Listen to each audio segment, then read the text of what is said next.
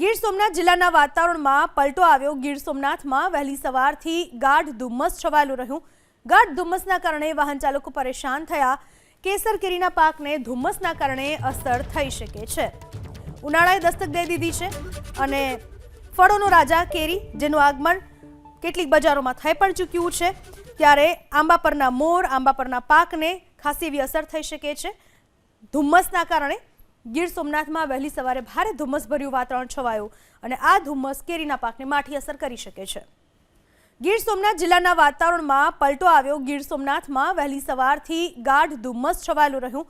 ગાઢ ધુમ્મસના કારણે વાહન ચાલકો પરેશાન થયા। કેસર કેરીના પાકને ધુમ્મસના કારણે અસર થઈ શકે છે। ઉનાળાએ દસ્તક દઈ દીધી છે અને ફળોનો રાજા કેરી જેનું આગમન કેટલીક બજારોમાં થઈ પણ ચૂક્યું છે, ત્યારે આંબા પરના મોર, આંબા પરના પાકને ખાસી એવી અસર થઈ શકે છે।